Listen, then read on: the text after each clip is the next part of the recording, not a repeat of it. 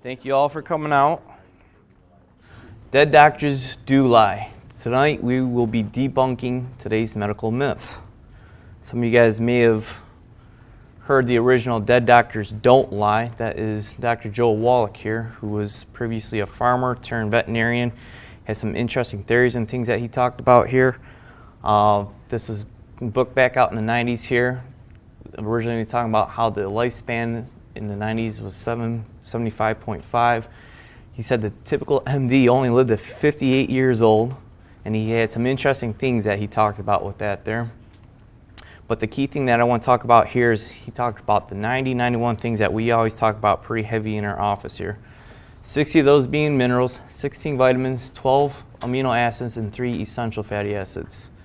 I always talk pretty heavily about a lot of things that are going on today being correlated to mineral deficiencies, and seeing this being a veterinarian that a lot of these issues weren't problems with animals because they added the minerals to the feed, and that today a lot of the soil is depleted of minerals. I'm going to prove to you at the end of this lecture that what he has said has stood the test of time, and it's still true today. I am back with a vengeance tonight. This is the new office. If you guys haven't been to it yet here, 10 miles right through here, and it's Caramon Boulevard, and we're in the back and through here. Awesome office through here.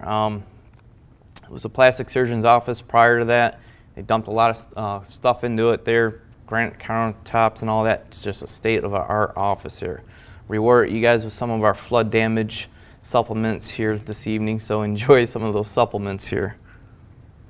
A lot of exciting things going on here too. My baby boy was born last month on the 18th there. Thank you. And you talk about minerals in that. I was bald, my wife was bald, and he's got the hair. So the prenatal regimen definitely was working pretty good here. My next lecture is going to be in September. I'll be here. Super bug infections of today. I'm attacking these infections. They are getting nastier and nastier and harder to get under control. A few people have asked me, as far as what the CFMP stands for, Certified Functional Medicine Practitioner. I did not decide to go to the route of a naturopathic physician because that license does not uphold much in the state of Michigan. I pursued a different route and went for the functional medicine program. Later want to go for a diplomate in nutrition. These are some of the lab stuff that I'll be using that a lot of the functional medicine program uses here.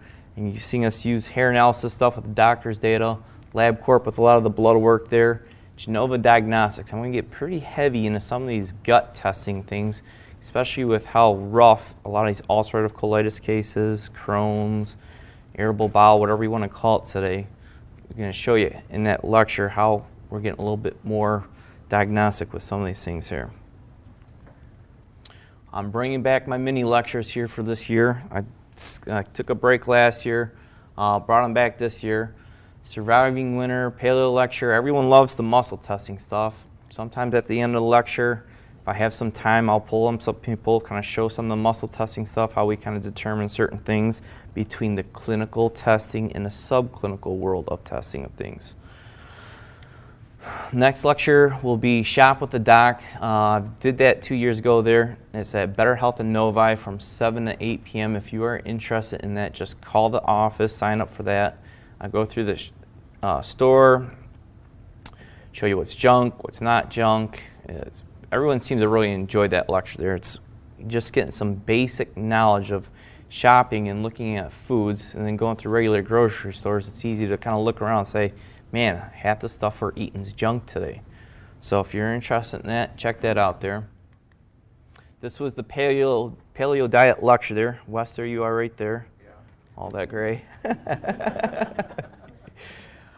We've got a pretty big office there as far as being able to do bigger mini lectures within our office. We've got 10 rooms at the new office.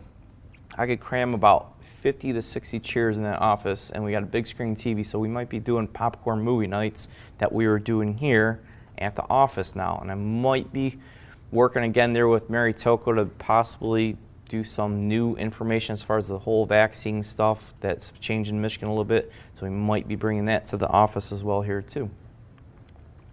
Following tonight's lecture, I'll stay for some questions and answers and stuff that will not be recorded. That's my gift to you guys for coming out here tonight, and maybe some muscle testing too. Our lectures have just been exploding on YouTube. You know, it's funny that we just put these things on here for your guys' benefit. Our crowds are shrinking at the lectures, but these things are just going viral like crazy. DiverseHealthServices.com is our website. I didn't put the address up on that one slide there. Our new address is on the website though. Follow our blog. I get a little bit more active with that, with the little one here and this lecture here. I've been a little quiet on the blog here, but next week and this next month I'm going to start blowing that thing up a little bit more. It's amazing just tracking that blog and just where that's going there too. It's been some fun stuff there. Follow us on Facebook there. I post some things in between the blogs and just, you know, people, it's a social media world today. You could tweet me if you're into that tweeting world stuff there. I'll tweet questions back at you or answers back to your questions or whatever. Been some fun stuff. I like trying to track trends and news and that kind of thing on there. Skype. The Skype stuff's been awesome. I'm going to go through some Skype cases tonight. You know, how did this, people always ask, how did you guys get into Skype? Why did this Skype stuff start? You know, we've had patients that lived out of state, family members were trying to help, friends and that, and they're always like, who does what you do in this state? Or they're here and there. And we try to make some good referrals and just never seem to pan out. We're like, you know what, let's just start doing Skype visits. And you know, what we do in our office seems to be that limited, and people come far away for our help here. So it's been very cool. The YouTube stuff's really driven our Skype stuff, and we're Skyping patients in state, out of state, even out of the country. So it's been very cool, the amount of help we've been able to give people all around the world. And this was one of the ladies who came to me last year for some help. 40-year-old lady from Texas, diagnosed with ankylosing spondylitis in March, start with symptoms of uveitis last year, pain in the eyes. Her MD said her RA factors were up, but she had no symptoms. MD said, well, it was an autoimmune issue attacking your body. Shortly after, she started with the neck pain, knee pain, feet pain. Feet were getting worse. She's having a hard time walking. Ran some other blood work, and the HLA B127 marker was also elevated too, which is kind of an indicator of ankylosing spondylitis, which is a condition kind of calcifies the spine, and people get this stiff, rigid type thing going on. It's not typically an autoimmune issue. This is a great learning case of treat the patient, not the lab work.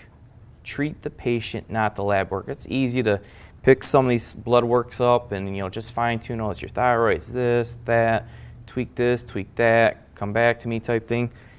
Real doctoring, you want to treat the patient, not the symptoms. I saved her from a rheumatologist because her rheumatologist just start the steroid train, start the methotrexate. It just was going right down that road here. Her biggest issue was a pH issue. Calcium was building up in her joints. She was drinking the wrong water, and some of that wrong water, that calcium was building up in her joints and creating a lot of this pain. What I did, simply explained in a nutshell, if you take a pot of water and put a calcium tablet in it, and it was dissolving and the calcium was building on the outside of the rim, in order to get the calcium off the rim and back in the solution in the water, put a tablespoon of vinegar in there and brings it right back. I did that internally with her with supplements to get the pH balance to pull the calcium out of her joints. She was 90% improved with her feet and her joints just by this alone. Now, yes, she did have some autoimmune markers up there, and then we ran a viral panel. We attack a lot of these things as a viral issue, but I barely even had to get to that road because the majority of her problem was a pH problem there. And she was just going down the road of medicine. You know, it's getting to the point of using chemotherapy type agents attacking some of these autoimmune conditions. That was a very cool case. She actually came to Michigan to see you. She didn't. I just fixed her over the computer. This is Skype right here. I got another cool case of Skype that I'm going to kind of jump into in the middle of the lecture here too. This is great here. Physicians want Dr. Oz gone from the Columbia Medical faculty here. Dr. Oz has repeatedly shown disdain for science and its evidence-based medicine. Said a letter the 10 physicians sent to Columbia Dean earlier this week. This was back in last month here. They said he's pushing miracle weight loss supplement with no scientific proof that they work. This is great. I could always tell who watches too much TV because when he was pushing raspberry ketones as the miracle thing for weight loss, we had 1 million people calling our office. You carry raspberry ketones, and we're like, why is everyone calling our office asking about raspberry ketones? Weight loss is a big selling factor. Dr. Oz plays both sides of the fence, the alternative side and the medical side. He ends up playing them both too much back and forth that he ends up pissing off both people on both sides here. When you look at the weight stuff and going over weight loss stuff drives up ratings, so this is why a lot of his shows tends to be weight loss stuff. He mentioned genetically modified foods. You got to start asking, well, what's in our food that's creating issues that America has weight issues? And when he started talking about genetically modified foods on one of his episodes, this is when this whole thing just started fizzling down and everyone, these doctors were after him. Now, I posted a video on our YouTube link or on our Facebook link that some of you guys may have seen. If you haven't, I suggest you check it out. On one of his episodes, he addressed his critics. After being in the news and the media for all this stuff and being pounded after this, he addressed his critics, and this is absolutely phenomenal. A few of the doctors that were absolutely after him here, he did a personal investigation on every doctor who signed that letter on him. In a nutshell, this is one of the doctors here, Dr. Henry Miller, who gets paid by tobacco companies, companies that support Monsanto and the genetically modified foods, and he gets paid by pesticide companies to push their stuff. This is what you call a rent-a-doctor.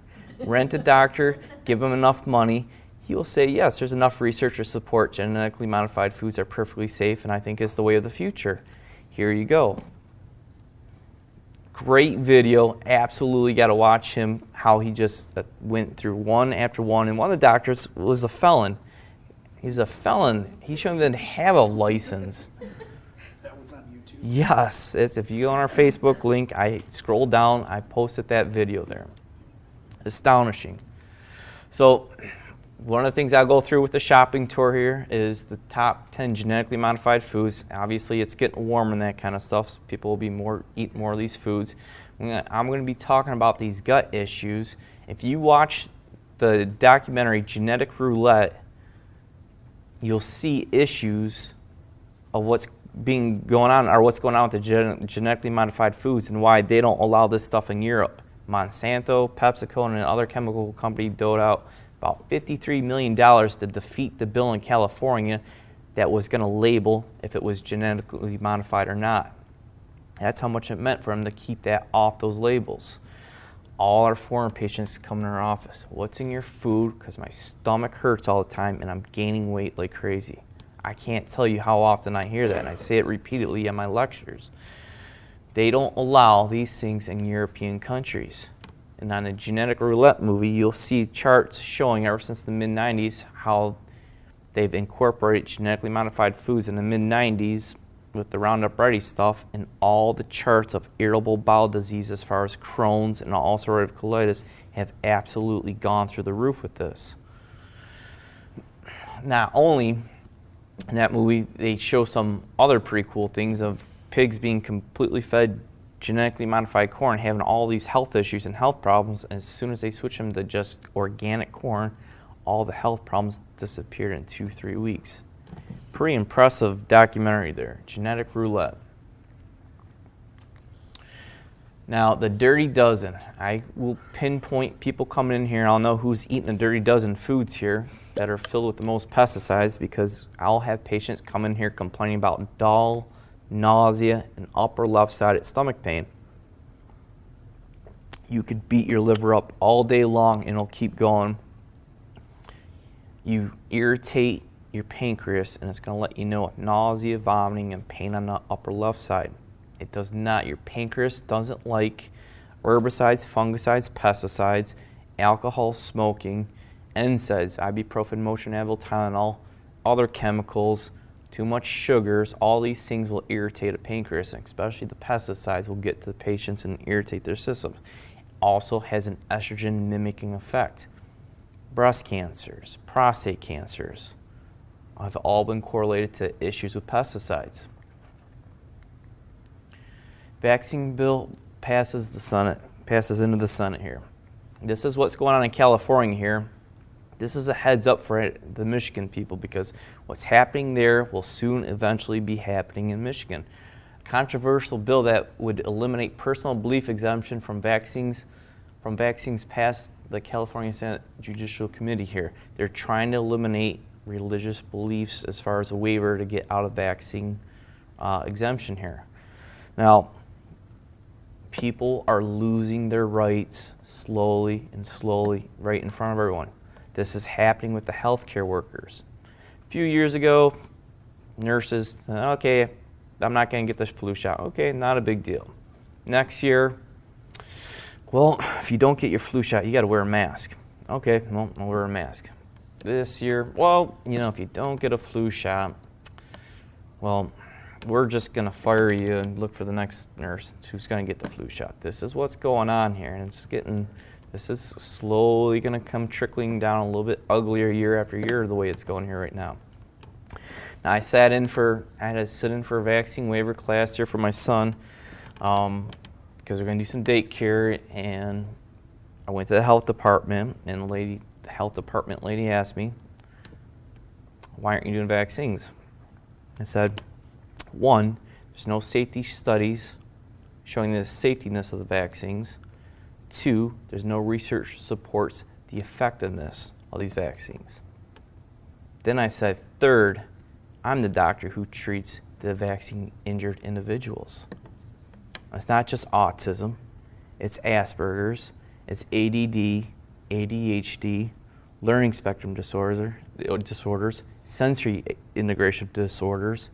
After I said that, she shut her mouth and did not say one word to me. Yes, absolutely. Go right ahead. Now, vitamin D. Everyone asks us about vitamin D here as far as supplementation and summertime goes here. Some people will supplement during the summer. Others will say get outside and get the free stuff. The point is, if you're supplementing with vitamin D during the summertime, you got to know where your D levels are at. We ideally like it between 70 and 80 with patients here. So if your vitamin D is low and you're checking it on blood work, you could still supplement during the summer with the vitamin D. If you're not checking it as much on blood work, we normally tell patients take a break, pick it up during the fall and the winter. Vitamin D is your number one preventive thing of the flu, upper respiratory infections, small colds, cuts cancers in half, probably the biggest bang for the buck vitamin you could do. We normally have been stopping and giving away a lot of our protocols here. This is one of the summertime protocols everybody loves, especially the women. You want to have nice, dark brown, Mediterranean type skin. Cataplex F pearls of standard process, and coconut oil topically. Coconut oil has a natural SPF of 15. Cataplex F pearls is a flax-based oil. You're playing with calcium metabolism in the body. Sun hits your skin, you start producing a lot of vitamin D. Calcium's needed to metabolize that vitamin D. If you drink too much calcium from your skin and tissues, you're prone to getting a sunburn. The oils push the calcium from the bloodstream into your skin and keep it in your tissues, preventing you from getting burned. Use good oils, you won't have problems. If you got if you're prone to get sunburns, that got the lighter complexion, learn to use a chemical-free sunscreen. The traditional sunscreens are estrogen-based and have a lot of chemical components to it. Allegory of the cave. I always wanted to talk about this and kind of tell you guys a little bit of a story before jumping into what I'm going to jump into. Now I'm going to go through 13 medical myths as far as my lecture here goes. Plato was an old philosopher. This is out of the book, The Republic, and one of the chapters was Allegory of the Cave. This is an analogy of what it is like for Dr. Tent and I to go to work every single day here. Use your imagination and follow along with me here. So you got prisoners here, you got shadows here, you got a fire, you got people walking by, doing a little puppet show or just walking by. Go outside the cave here, you got the sunlight, the trees, person walking in through here. People are born prisoners. These people down here are chained to the wall and they've been born prisoners their entire life. All they've seen are these shadows here. They've seen shadows and they've heard voices from them talking here, saw these shadows their entire life. They think these shadows are real. Dr. Tent and I have broken out of our chains. We walked through here, we got out here, through here. We see the sunlight, the sun hits our eyes, we see the shadows in through here and realize these shadows aren't real. This is a reflection from the fire. And we realize this stuff. This is what trying to give knowledge to other people is like. We come back in this cave here. We're down here talking to these prisoners who've been chained their entire life to the wall here. We're trying to explain every single day these shadows are fake. This is a reflection here. This is not real. Some people are going to break from these chains. They're going to walk out and realize this stuff. Other people are going to be satisfied and stick in their own world and say, no, these shadows are real. This is what it is today. So the next question is, what are these shadows today? These are some of your shadows you're looking at here. Google, WebMD. Can't tell you the amount of people that think they're dying of ALS or cancer just from those Google and WebMD coming to me today. Don't search your own symptoms. Please don't. This is just some of the stuff here. And as you can see, light, object, shadow, prisoner. So I challenge you today, break those chains, walk outside that cave. You might not agree with everything I say. That's fine. I don't care. I've seen different things and I've had a different walk. I've worked at a hospital for 4 years. I'm here because I worked there and saw what I saw at a hospital for 4 years. I'm going to jump right into it here. Myth number 1, salt is bad for your health. Not only is the case against salt blood pressure theory unproven, it may have also done some harm. In fact, we need up to consume 3 to 6 grams of salt every single day for optimum health. Now, I always talk about this as the weather gets a little bit warmer. This is how they're going to kill people with their crappy medical recommendations. Your blood pressure is high. You need to stay on a no salt, low salt diet.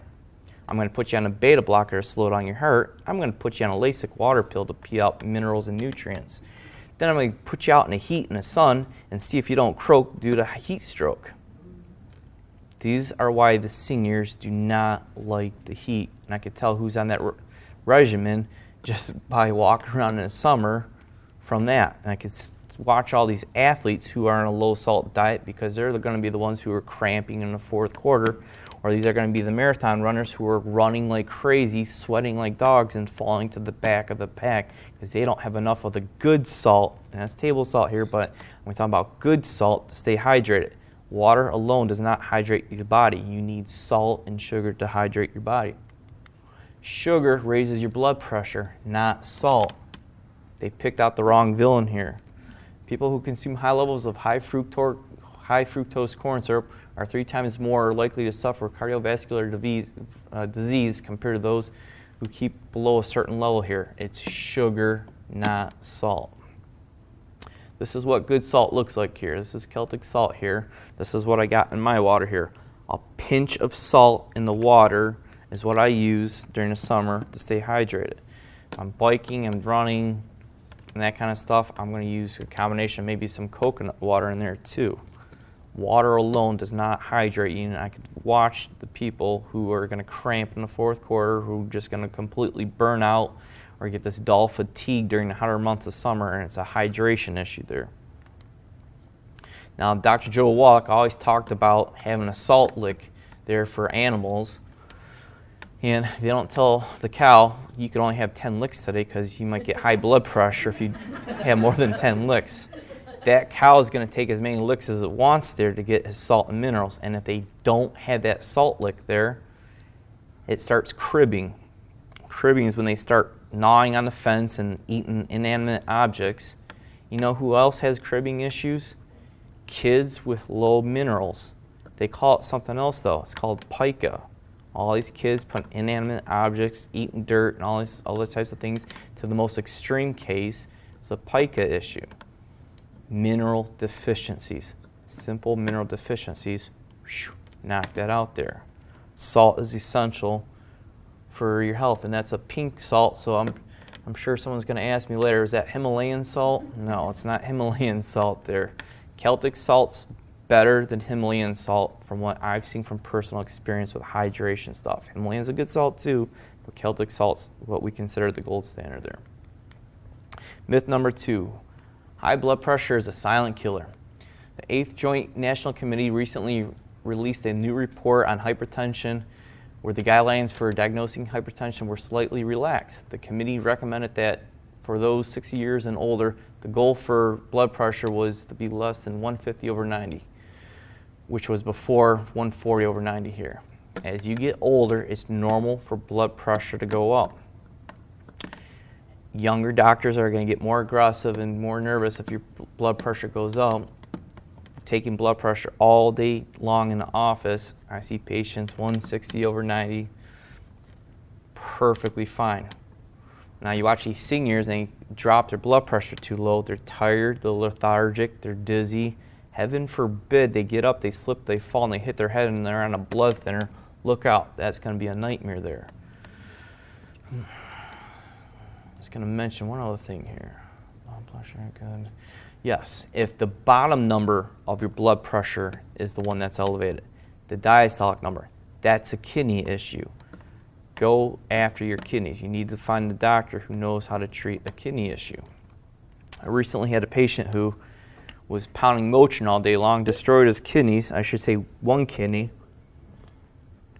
He was born with one kidney, didn't even realize he had one kidney, ate so much Motrin for headaches and destroyed the one kidney he has, and it's only at 15% function with one kidney. You talk to a urologist and talk about Motrin and ibuprofen, they cringe, just cringe at the damage that this kind of stuff does to your kidneys there. Tylenol, on the other hand, is the number one cause of acute liver failure.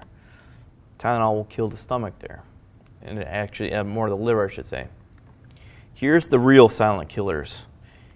South of the LHDL, homocysteine triglycerides, lipoprotein A, all these other ones down and through here, these are the ones we're concerned about. Those are the real silent killers. And when you look at total cholesterol, doctors put people on statins when it starts climbing over 200.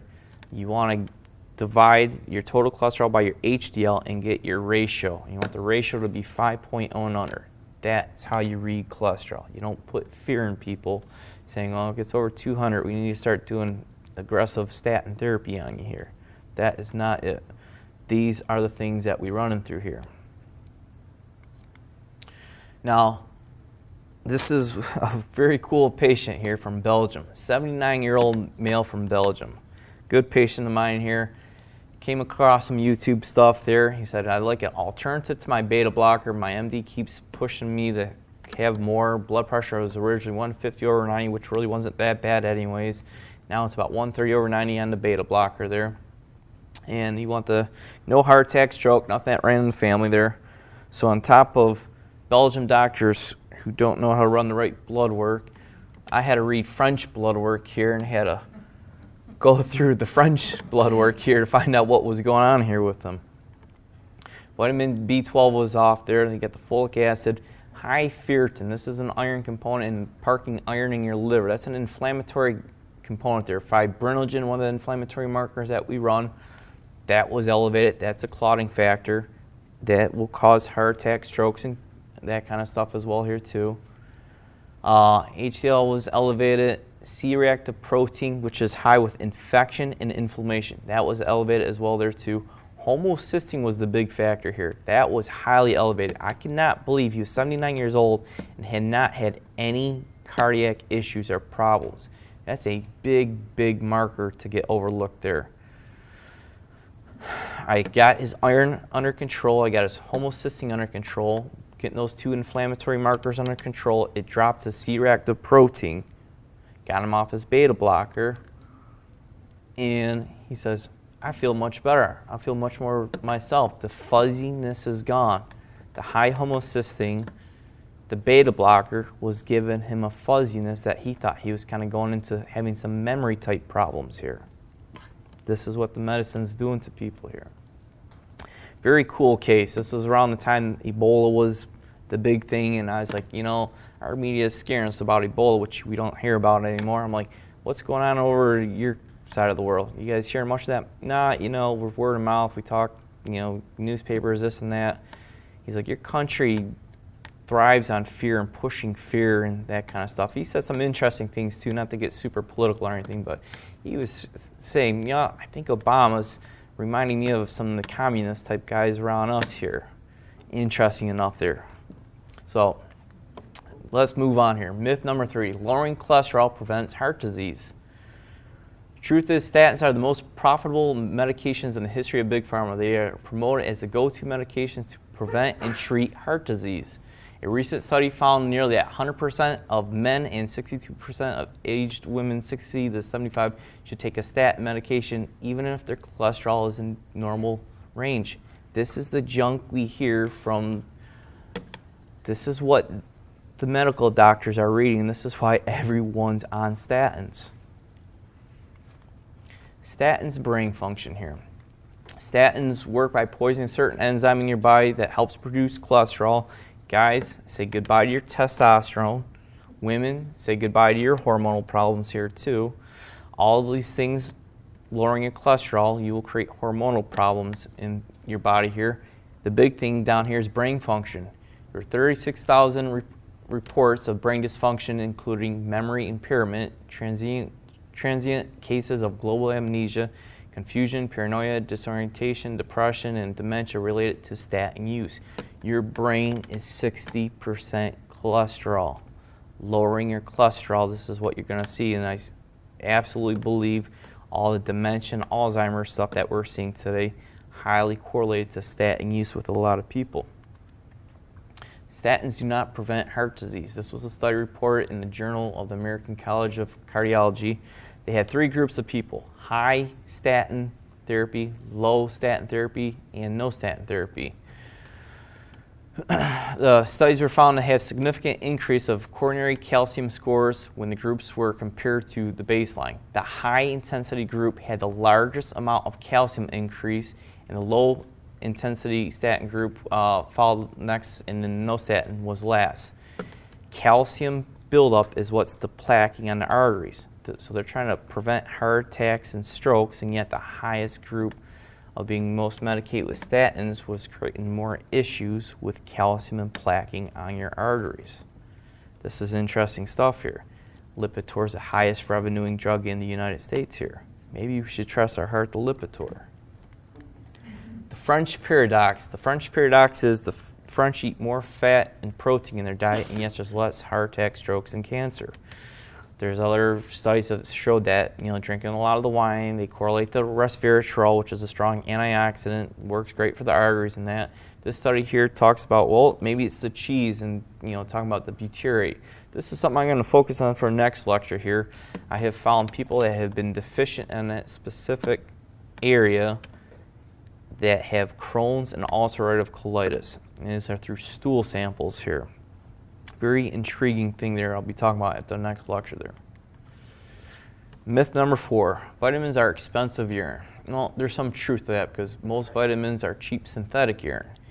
Dietary supplement fans got a big buyer's beware warning when the New York Attorney General's office ordered GNC, Target, Walgreens, Walmart to pull off a number of their store brand products off the shelves following an investigation that found they did not contain herbal components that were listed on their labels.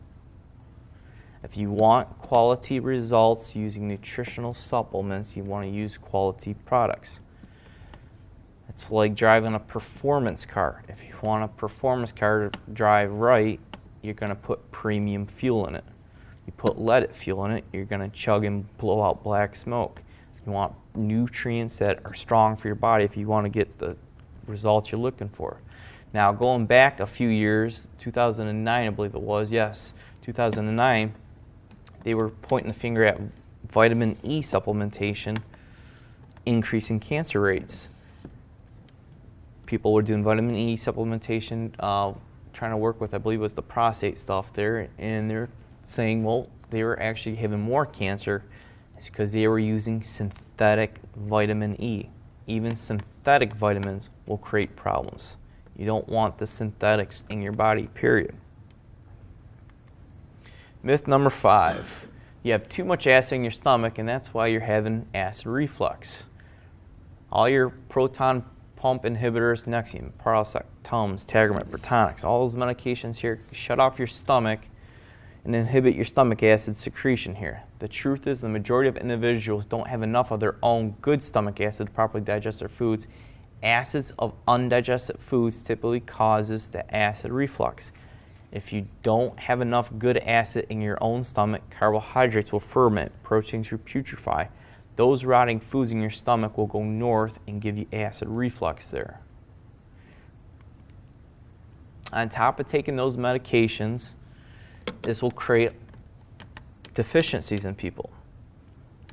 You turn off your stomach acid. You don't digest any of your minerals because you need acid to digest your minerals. You won't digest B12 because you need to activate the intrinsic factor to help you absorb B12. You don't break down your proteins, and you turn off your immune system to your stomach. That's big because so many people that we fix in the office, 80% of your immunity is through your gut. You gotta fix the gut. If you want to absorb supplements you're taking too, you gotta have good stomach acid there too. So the stomach's everything here today. And you watch too many people taking these medications for simple reflux issue, and everyone's stomach ache is a Nexium deficiency. Watch these older people taking these for long term. You're going to see early osteoporosis, stress fractures in the bones, and hip fractures and that kind of stuff from taking these types of medications. The apple cider vinegar test. Which direction are we going to go with the stomach? Do you really have too much acid, or do you not have enough good acid? 2 tablespoons of apple cider vinegar and 7 ounces of water. Take it on an empty stomach or after meals. If it helps you digest your foods and your acid reflux goes away, you need more acid to digest your food. If you take it and it hurts your stomach and it makes you feel worse, then that tells us you possibly might have gastritis or ulcer type issues. This is the simplest way to determine which way we're going to go with someone's stomach here. If you got a torn up stomach, then you got to say, well, are you taking too many NSAIDs like ibuprofen, Motrin, Advil, Tylenol? Is there an H. pylori issue? Is there a lot of stress in your life that you're giving yourself an ulcer? Smoking will create ulcers, so you got to answer these questions. And there's issues as far as gluten and other food sensitivities will cause gut inflammation. That could be a problem as well too. This was just last month here. This was a 35-year-old female diagnosed with silent reflux. I love that diagnosis. They don't have it coming up, but they think it's they think it's reflux, so they call it silent reflux. It's like fibromyalgia today. You got all these aches and pains. I don't know what to call it, but we're going to put you in the category of fibromyalgia here. Symptoms are metallic taste in the mouth. Has a sour stomach and sore throat in the mornings. Bowels are normal. Feeling of food getting stuck in her stomach there. That's a little bit of a hiatal hernia issue going on there. Now the metallic taste in your mouth. Now I was saying, if you're not properly digesting your foods, carbohydrates ferment, proteins putrefy. Those rotting foods, if they don't come up and give you acid reflux, if the gases of those foods that you're not digesting comes up, you'll get that metallic taste in your mouth. That metallic taste is a key indication of low stomach acid issue problems. This is just a few weeks here. Doing well. Has the taste has returned there. Slight metallic taste there once in a while there. Had to work with a few other things there and still work with the stomach, but she's doing a lot better there. It's just amazing how simple things like that go completely in the wrong direction. Now I told her, let's do the apple cider vinegar. Let's see if that hurts your stomach or not. I'll know which way easily to go with that stomach there. Hypochlorhydria, which is low stomach acid issues, and dementia. Low stomach acid issues are correlated to low B12 levels because you're not digesting those B12. H. pylori infections, because low stomach acid issues, opportunistic infections could occur in your gut or even go south and create problems. Hyperhomocysteine anemia, high homocysteine, because you need those certain B12 factors and things to lower the homocysteine. And high homocysteine is also correlated not only with the heart attacks and strokes, but also plaquing the arteries of the brain, creating a lot of dementia issues with older folks there. Bacterial overgrowth and food allergies. Food allergies are defined as undigested proteins, and you need acid to digest your proteins. So this is how food allergies are correlated to low stomach acid issues. And this is just the range here, talking about the homocysteine. 0 to 15 is typically the scale. We like to see it under 10 here. And that gentleman from Belgium on my Skype patient was 22. I've seen people have strokes and clots on 11s and 10s with perfectly good cholesterol numbers. I just had a guy in here today. What I did in front of his doctors with him is completely blown everyone away. He's on a liver transplant list. He had cirrhosis of the liver, drank his liver to death, and he was on a liver transplant list, and his liver enzymes were through the roof. I got his enzymes down to normal. His liver's functioning better. He's off the liver transplant list. He came back in today because he had a heart catheterization, and he was completely plugged up, and they put some stents in him. And he came back and his homocysteine was 15. His cholesterol was only 150, 130, 150. They would have probably just put him on more statins to drive his cholesterol lower when it was the homocysteine. You think that homocysteine is an important factor? Guarantee you this is something that's getting heavily overlooked today. Alzheimer's disease or B12 deficiency. If you're low on B12 as you get older, it mimics Alzheimer's symptoms. And here's your symptoms: memory loss, agitation, weight loss, fatigue, weakness, constipation, poor balance, depression, all that kind of stuff here. That is an important level to check as you're getting older. Screening for cancers catches it early and saves lives. Myth number 6 here. Now I'm pinpointing this one a little bit right off the bat here with the PSA test here. Is this the test that's had its day? The prostate-specific antigen PSA blood test fails to recognize 8 out of every 10 cases of prostate cancer. Researchers from Harvard Medical University School analyzed the test results of just about 7,000 men who undergone the PSA screening test and discovered that it had failed to spot 82% of the cases of cancer. The PSA is such a gray zone area as far as detecting stuff, and that's elevated. What do they do next? Start poking holes and doing biopsies here. Unnecessary biopsies if it's not cancer here. I got one of the head doctors who treats patients. He does the Da Vinci procedure for prostates, which is just removing the entire prostate if the cancer is within it. Got him completely baffled with what I did with a patient in front of him. And I'm kicking my butt right now for not putting this guy's case on my lecture here tonight. I'll kind of talk about him briefly. He's probably about mid-60s, retired and all that. Living in Michigan, down in Florida, back and forth and that kind of thing there. And his PSA was going up there. I think it was, if I remember correctly, around 12. So he went to the next step, doing the biopsy. They confirmed a few different biopsies that there's cancer within his prostate. They did a Gleason score, which on a scale of 1 to 10 kind of tells you, if it's closer to 10, it's outside the prostate and could possibly be throughout the body. He did all this type of research, wasn't too sold on wanting to go the route of chemotherapy and all this kind of stuff. What was interesting, though, is he was on Coumadin. So he wanted this Da Vinci procedure done where they just remove the prostate and take it out and be done with it. Gleason score showed that everything was all just within the prostate, nothing was outside the body. So he was just like, I just want my prostate removed here. And I was confirmed by 2 different oncology places that, yes, there's cancer in my prostate there. So he went to the head doctor. No one wanted to cut him open being on Coumadin because they're scared that he's going to bleed out on the table. So he went to the head guy who does the Da Vinci procedure in Michigan that teaches all the other guys that does this stuff. And he's doing a review of all the supplements and things that he was on. He's like, I got no problem doing this. He's like, I taught everyone else how to do this procedure in Michigan. Coumadin, I've worked with patients with this before. he came across a product that I had him on. I'm not going to say it, being recorded. He goes, "You're taking this one nutritional supplement here. Who's got you on this?" He goes, "Of all the thousands of patients I worked on, you're the only one who's been in this office who's been on that."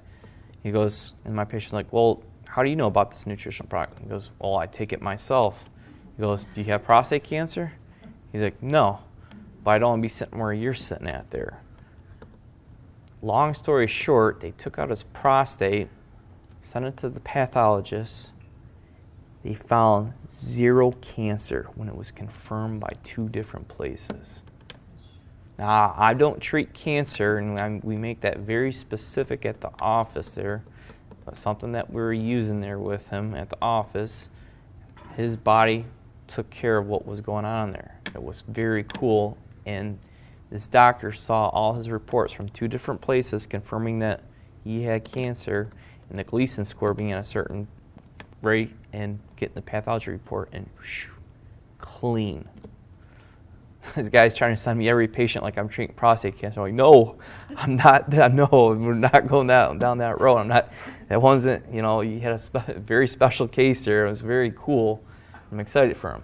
Now this is the PSA. This is the prostate. Let's go to the breast stuff here. The mammograms. A study published in the New England Journal of Medicine indicated that X-ray mammography screening may save only 1 person for every 2,500 screened. Among the 2,500 screened, at least 1,000 of them will have a false alarm, 500 will undergo an unnecessary biopsy, and 5 or more will be treated for abnormal finding that would never become fatal. This is getting messy, and they keep changing things around. Well, when should I have a mammogram? Should I not? What age? The new studies have kind of weighing the evidence here, in Rutgers University here has said, well, is better evidence showing between 50 to 74 as far as breast scans, as far as mammograms go. Anything below that, we're seeing more problems as far as false positives, unnecessary procedures, biopsies, so forth and so on here. And that just kind of continues with that same part there too. Now, anyone who's a patient in our office knows that we like to use thermoscans here. Thermoscans measures the heat thermography off your breast there. If there's a cancerous lesion, cancer draws more blood flow, which draws up heat, and you will see it on a thermoscan if there's some type of suspicious spots there. We're not against mammograms, but we're not for mammograms for preventative things of getting a yearly dose of radiation with things here. When people come back with something like this and it's high, then we want to look a little bit more into that. Then we would kind of refer to doing a mammogram from there. But a yearly dose of radiation for something like this is not what we went on to push in. This is what one of them kind of looked like as far as a report here. And it gives you a grade of a TH1 and a TH4. And this lady had a cancer here, and the higher end is a TH4 and through here. So, talking about the radiation, all the cumulative effects of your typical scans today. CAT scans cause cancer yearly. According to a study of the Archives of Internal Medicine, CAT scans alone will cause nearly 30,000 unnecessary cancer cases, which will lead to about 14,000 deaths. While 30,000 cancers is a large number, a New England Journal of Medicine study from 2007 estimated that the overuse of diagnostic CAT scans may cause up to 3 million excessive cancers over the next 20 to 30 years. These things will have a cumulative effect. And here's a chart showing all your radiation tests that are going to eventually add up. Heaven forbid you go through a cancer and they have to keep checking you with CAT or PET scans. PET scans should be right on the same level because a PET scan is a whole body CAT scan along with that too. This stuff adds up. And you better think twice before having that biopsy. An article in the Cancer Cytopathology reported that the commonly used biopsy method can result in complications. Fine needle aspiration. Researchers studied 96 subjects who underwent a thyroidectomy, removal of their whole thyroid. These same subjects had previously been subject to the fine needle aspiration of their thyroid gland here. So if they find that they think that something's cancerous, they go in there with a needle, poke holes in it to do a biopsy on it, to send it to the pathology report and kind of go from there. Now the point is, and this is just the thyroid stuff, you go to the breast cancers, you go to the prostate cancers. If you've got a cancerous lesion going on, poking holes in a cancerous lesion is going to spread the cancer. And this is where there's a gray zone. Some doctors will agree with that. Other doctors will say, no, you're full of crap. The needle tract that you create from that biopsy, things will spread if it's cancerous. If the lump or the bump and whatever is small enough, have a lumpectomy. You go through a prostate biopsy, they put a ton of holes in you. I've seen liver cancers, liver tumors. As soon as they've done the biopsy, their blood work and their health has plummeted down south very quickly just from that. Myth number 7. Cancer survival statistics are improving thanks to chemotherapy. Now, this book here makes a pretty bold statement here. Chemotherapy has an overall cure rate of at least best 9%. Usually for rare cancers, it doesn't affect in any way the solid tumor, which makes up 90% of all cancer cells, of all cancers. The cancer handbook, if you have family history of cancer or have had cancer, I'd highly recommend this book here. It's a 2-volume reference work that provides comprehensive overview of cancer research and oncology. It is a reference source, a resource that deals with both the scientific and the clinical disciplines of cancer. Very interesting stuff. And what's really interesting is they're getting into injecting viruses in some of these tumors to elicit an immune response to go after certain cancers. And they had a 60-minute episode of injecting the polio virus in people's brains, in their brain tumors, to go after brain tumors. And it was very hit and miss with certain ones of these, but they've had some success rate of eliciting an immune response to go after the brain tumor with injecting it with viruses. Very intriguing thing that they're doing. I forget which university was doing that though. This is why I will not run in a circle supporting pink during the fall. All your money you've donated, all the research over 5 decades or more, the death rate has only dropped. The death rate from cancer fell only 5% from 1950 to 2005. Look at all these other drops here, all the money, all your research, that much improvement. And they want your money to jack up, and I will be talking about medication rates and how we pay the most in our country here. But even looking at that, you go bankrupt treating yourself with chemotherapy agents today. It is ridiculous the amount and pricing that they're going with a lot of these medications. One of my other lectures that goes over a lot of the cancer stuff, the cancer killers, the causes of the cure. It's available on YouTube and DVD. If you want to check that out there, you could YouTube that there. Goes further into that realm there. Myth number 8 there. Fluoride in low dose is okay. Rather than strengthening bone tissue, fluoride causes osteoporosis. New evidence shows that fluoride can also cause damage to the central nervous system, causing brain dysfunction, lowering IQ, and possibly contribute to Alzheimer's disease. Fluoride pushes iodine out of your body. Chlorine, bromine also pushes iodine out of your body there.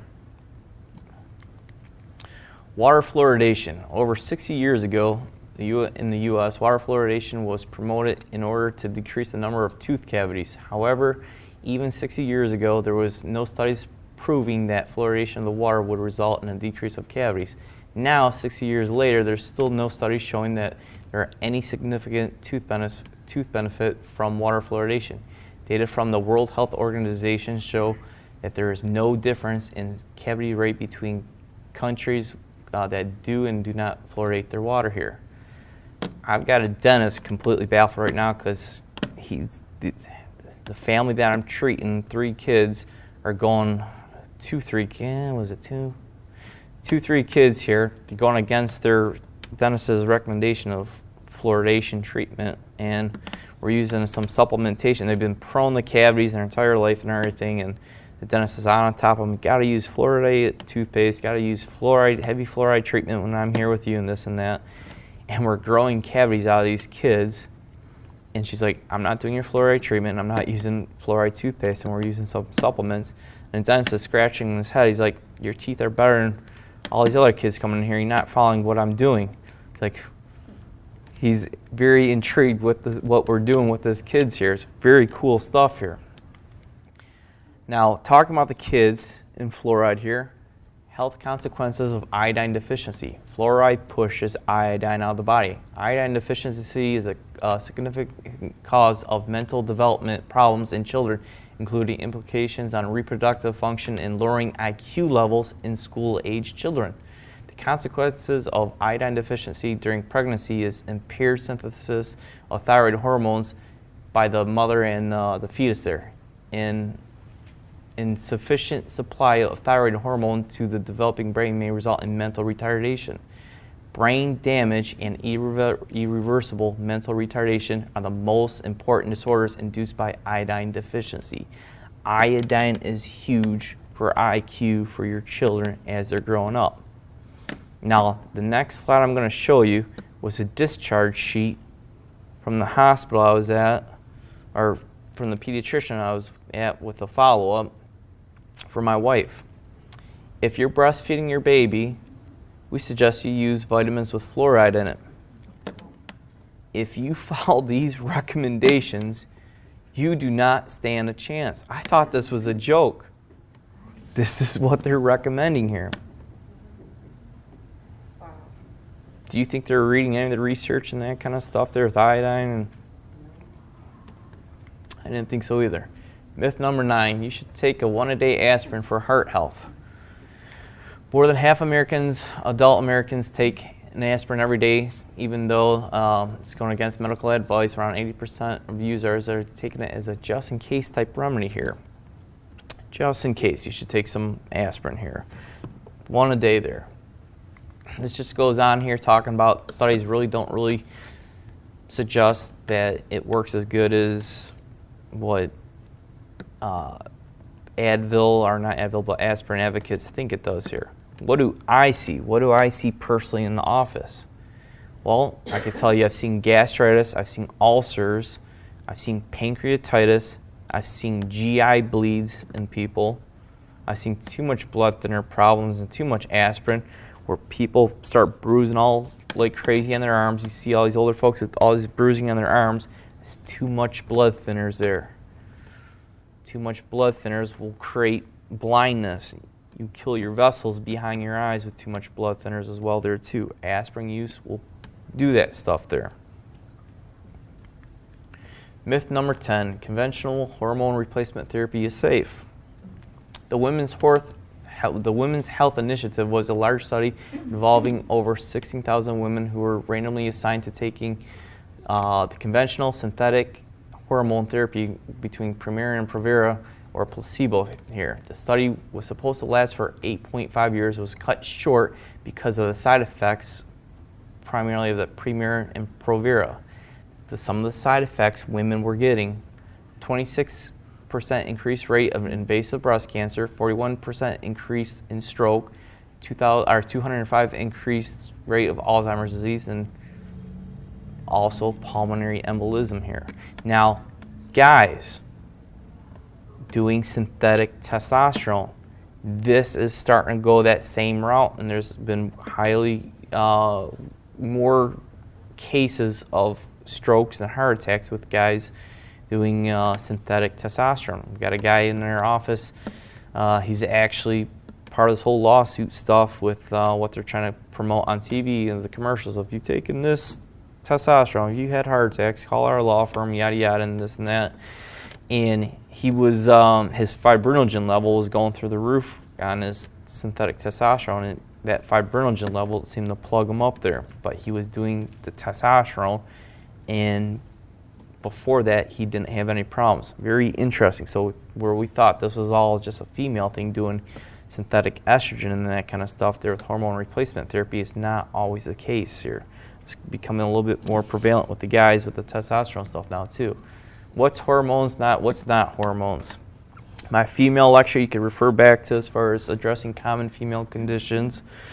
A lot of things that I feel bad for the females because being female, you're put in a category of you're acting out or this is because of this because of your hormones. Find out what's hormones, find out what's not hormones in that lecture. I see too many people also get pushed down the route of, well, you know, I don't know what to tell you, but you look depressed and put you on all these antidepressants. It's disgusting how many women are getting pushed down that route. And a lot of those antidepressants are fluoride based and will push iodine out of your body as well there too. Myth number 11. Modern drugs have conquered many diseases. The truth is that modern medicine has created more customers than cures. 50,000 people die from taking prescription medications that should have never been prescribed. COX-2 medications such as Vioxx and Celebrex were those two medications here. What if vitamin C killed 50,000 people last year? Do you think we would be hearing about that? And that would be pulled off the market? Absolutely. How did this stuff even get on the market in the first place is my question. Skewed literature by pharmaceutical companies to push their products and false literature is how this stuff gets on the market today. And I'll talk a little bit more about that too. Americans pay more for prescription drugs than any other country. According to the 2000 report released by the International Federation of Health Plans, Nexium, your purple pill here for acid reflux, costs more than $200 for U.S. patients in 2013 and only $60 for Switzerland. And the next most expensive price for the same drug was the Netherlands at $23. We are getting hosed at these prices here. Myth number 12. Medical research has come a long way. Top doctors could be charged with fraud if they continue with the common practice of ghost authoring, where they appear as a writer of research often prepared by a PR firm, leading lawyers say. The practice gives false authority to supposed research articles that doctors rely on when they are prescribing drugs, medications here. Ghost authoring has been around for many years and they fill up to 80% of prestigious medical journals, one researcher has estimated. This is how some of these things get pushed on the market that probably shouldn't be on the market here. Pretty intriguing stuff, isn't it? New England Journal of Medicine editor. No longer possible to believe much of the clinical research published today. Dr. Marcia Angel is a former editor-in-chief of the New England Journal of Medicine, arguably one of the most prestigious journals on earth here. She says it's simply no longer possible to believe much of the clinical research that is published or to rely on the judgment of trusted physicians and authoritative medical guidelines today. This head chief doctor saying you can't trust what's being put out here today. You gotta follow the money. Who's benefiting? Follow the money trail here today. Myth number 13, vaccines don't cause autism. I'm not saying that vaccines are the sole cause of autism, but I'm highly suspicious of what vaccines are doing today. I want you to look at these charts here. Look at the rise of autism. 1980 all the way to 2013. Look at the increased rates of autism as we go on. What's happened from 1990 to 2013? Look at your vaccine schedule from 1983 to 2015. You better start questioning what you're putting in your children's bloodstream today. It's as simple as that. Actually, it's not as simple as that. And I'll explain that even further here. This subject is absolutely beating a dead horse with the whole vaccine stuff here. I explained in my last lecture, Inside Your Brain, advanced lecture on brain health, what they are actually doing to your brain with certain vaccines. And that was a lecture based on Dr. Russell Blaylock, who's a very renowned neurosurgeon, very respected as well there too. You could check that out on YouTube. This was back early last year here. Dr. Thompson admitted that in 2004, the CDC study was altered to hide that a 240 increased rate of autism in African American children who received vaccine before 36 months of age were compared to those vaccinated later. This is the stuff that gets pushed under the carpet and that you don't hear about here. Here's some other charts here, 1953, 1983, 16, 23, now 49 here. What's in these things? Well, you got aluminum, lead, mercury, foreign animal DNA, protein, live and dead viruses, other preservatives. You got some genetically modified food components in certain things now here today too. Question mark. Don't know what question mark is? You probably want to find out what question mark is. I had a patient, and this was a great story too. The mom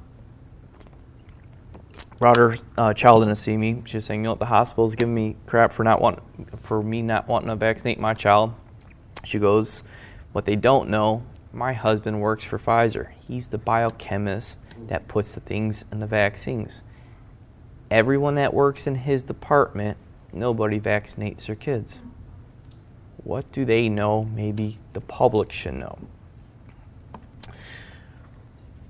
But people want to believe the shadows and, follow the shadows. Now, like I said, vaccines aren't the only cause of autistic type things here today. Environmental Working Group here did a neonatal toxicity study of 10 babies born in the U.S. hospitals, 287 different chemicals found in the fetal blood system there. 287 different chemicals. Kid does not stand a chance right out the gate with that kind of stuff in their system here. I showed a pretty cool, talking about the pesticide stuff and kind of jumping backwards a little bit. I showed another little cool clip on our Facebook page of a family that went from eating regular foods to switching to all organic, and they were working with a lab that was doing blood and urine analysis on them and showing all the pesticides in their system. And as soon as they switched to organic, all of it disappeared there. Pretty cool video there that was going viral there last week. We are losing the war on drugs, and it's not to illegal drugs, it's to the pharmaceutical companies today. Here's your increase rate of ADHD drugs here today. Increase and grown by 89%. Just look at this climb right up and through here. This is getting heavily abused. A lot of these medications mimic cocaine on the brain. College-age people are abusing these. The women love them because it helps them think and it curbs their appetite and keeps them skinny. This is heavily abused. Can't tell you how many people that I've seen that are dependent on these things just to get going in the day because it's a stimulant now. Americans spend a record amount of on medicine in 2014. Americans filled 43 billion prescriptions and doled out nearly 374 billion on medications in 2014, according to new data from the IMS. The data shows that American men and women spending on medicine hit the highest level since 2001, up 13% in 2014 compared with the year before that there. Now, I'm 33 years old, which I'm held against, or things are held against me just being young and knowing what I know and seeing what I've seen with things at the office here. I've worked at Diverse Health Services for going on 7 years. I have not had one sick day working at the office. I haven't had one antibiotic since I was 15 years old. I haven't had one NSAID, ibuprofen, motion-able Tylenol, since I was in my early teens. I guess what we do at our office must work. My first half of my life was destroyed and and someone might say, well, maybe you just have a strong immune system. No, I don't. I had strep throat and earaches growing up my entire life. And my mom was a nurse, so every sniffle, cough, sneeze, it was an antibiotic. Where are you going to get your calcium if you don't drink your milk, plug up your ears, antibiotic year after year? Ugh, same infection. It's amazing when you wake up to the different avenues of health, the different ways you could treat things. It's awesome and it works, and I love what I do. Oh, going back to baby Ethan here. He was born last month. I was rushing to get back from a Tigers game. I had some good timing. The Tigers weren't doing that good. I left early that day, and my wife's on the phone. You might want to get home. I'm having some contractions here. Rushed to get home and everything, and it was a fast birth. We got at the hospital at 8 p.m., and she delivered at 10:27 p.m. She delivered at the Alternative Birthing Center out in Southfield, Providence. Used the doula. Nurses were absolutely phenomenal there. I cannot talk highly enough of where she delivered at there. The rooms set up like a hotel. You got a queen-size bed, jacuzzi, and all that kind of stuff there. It was absolutely phenomenal. Point being, she took the pregnancy protocol that we use at our office, and she got adjusted by me throughout her entire pregnancy. I got a bunch of friends who are pregnant right now too, going through pregnancy. She did not have morning sickness. She did not have the aches and pains and the problems like all of my other friends I know taking synthetic one-a-day prenatals. You use quality nutrients, you won't have the problems, and getting adjusted regularly typically cuts down labor length from chiropractic research there. It was pretty cool there and just an absolute phenomenal experience here. And like I said, you got all that hair. It definitely wasn't me or my wife there. That was all minerals right there. Now getting back to kind of the Joel Wallach stuff here and the mineral stuff here. 85% of our soil's depleted of minerals. If the minerals aren't in the soil, it's not in the food, it's not in us. I don't care if you're a vegan, I don't care if you're a vegetarian, I don't care if you're a paleo, I don't care what you eat today, the food is dead. No, I'm going to prove it to you. Actually, I already proved it in one of my previous lectures. I'm going to let you prove it to yourself here. This is a Brix meter here. You could go on eBay, buy one of these Brix meters for $50 or something like that. You squeeze your fruit and vegetable juices on this Brix meter and put the flap down, and you'll measure the actual density of what you're eating here. Now, what I didn't talk about in my previous lecture is after a few years, I was giving this to patients and having them go around and checking out different stores and that kind of stuff. Our findings. Stores like Walmart, or actually stores like Kroger, Meijer's, test it very low with their fruits and vegetables. Walmart organics surprisingly checked very high. Your Better Health, Whole Foods checked pretty good. What checked the highest of all those stores? Foods in your own garden that you raise on your own checked the highest versus these stores. Grab one of those, do your own, let me know what you find. This was pretty cool going around the last few years playing around with this thing and measuring the foods. But the food is absolutely dead today, and this is how you could prove it to yourself. As far as, doctors dying at age 58 and this and that and life expand, I can't really talk too much in depth as far as that goes, but National Geographic did a study as far as blue zones go. Blue zones are where people live to be about 100 or over 100, and they study these people, and they had their list, which I'm not going to go through, as far as what does it take to be 100, this and that. The most intriguing thing on this list, or that's not on this list that I found pretty good, is these little blue zones were islands and just obscure areas. There's no medical doctors around there. There's no medical doctors around these blue zones.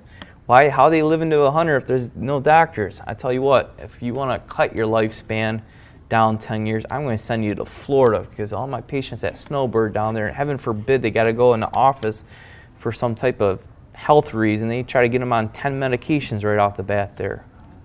But I thought that was pretty interesting and wanted to kind of share that there with you. The United States, first in healthcare spending and last in life expectancy. The World Health Organization has ranked us 37th overall. That's pretty ugly, isn't it? Isn't it time to wake up and take a different avenue as far as health goes and investing in yourself? Your health is what you invest in yourself, not what your insurance covers for you. Invest in yourself. Don't be a statistic here. Make an office visit, customize a protocol there for you. We use 3 different nutritional lines in through here: biotics research, standard process, and food research in through here. Ordering online there, free shipping over $125 there. These are some of my previous lectures on YouTube that you could find. And thank you guys for coming out tonight.